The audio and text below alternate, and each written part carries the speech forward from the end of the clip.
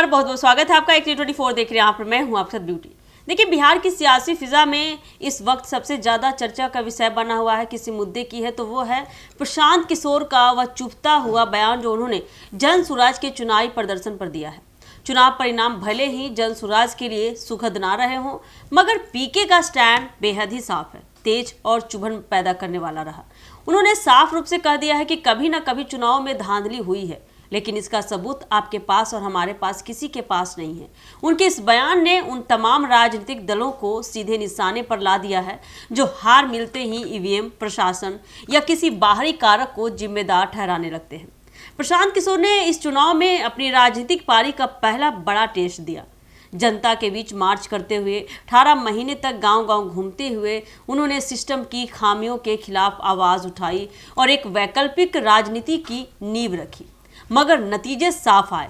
जन सुराज खाते तक नहीं खोल पाया। ऐसे में उनसे स्वाभाविक सवाल पूछा गया कि क्या चुनाव में धांधली हुई है। पीके ने वही कहा जो आमतौर पर नेता कहने से बचते हैं। उन्होंने यह नहीं कहा कि धांधली नहीं हुई, लेकिन उन्होंने यह भी नहीं कहा कि धांधली का पक्का प्रमाण है।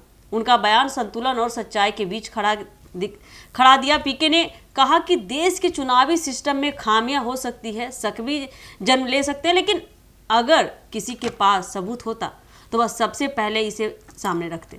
उन्होंने यह भी जोड़ा कि चुनाव में हार या जीत का दोष सिर्फ ईवीएम पर डाल देना राजनीति की सबसे आसान राह है, लेकिन सबसे गैर जिम्मेदाराना तरीका भी है।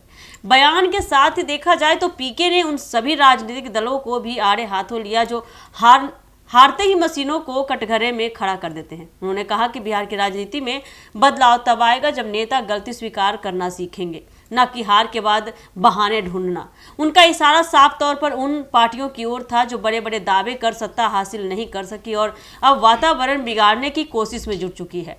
जन सुराज का खाता चाहे नहीं खुला हो, लेकिन पीके के तेवर अभी भी बताते हैं कि उनकी राजनीतिक यात्रा अभी खत्म नहीं हुई है पूरी तरीके से। उन्होंने कहा कि जनता ने उन्हें जितना समर्थन दिया वह आगे की दिशा तय करेगा। अगले चुनाव में वही रणनीति बदली जाएगी जो गलत साबित हुई है। उनकी यह बात साफ संकेत देती है कि पीके हार से ना तो टूटे हैं ना पीछे हटने वाले हैं। पीके का यह बयान सिर्फ हार का बचाव नहीं था, बल्कि बिहार के चुनावी सिस्टम पर एक तीखी टिप्पणी भी थी। उन्होंने कहा कि जनता को यह समझने की जरूरत है कि असली बदलाव तब आएगा जब राजनीति बहानों की नहीं, सच और समाधान की भाषा बोलेगी। कुल मिलाकर कह सकते हैं कि प्रशांत किशोर ने भले ही धांधली शब्द का उपयोग किया हो, लेकिन उनके साथ जो सच्चाई जोड़ी वही इस बयान को राजनीतिक गलियारों में सबसे ज़्यादा धमाकेदार बनाती है। बिहार की राजनीति में यह बयान लंबे समय तक गूंजता रहेगा। तो आने वाले समय में देखिए पीके का यह बयान जो है किस तरह से काम आती है उनके समर्थन में। तो आगे क्या कुछ होता है देखने के लिए बने रहे हमारे एक न्यूज़ 24 के साथ। दीजिएगा इजाज़त, धन्यवाद।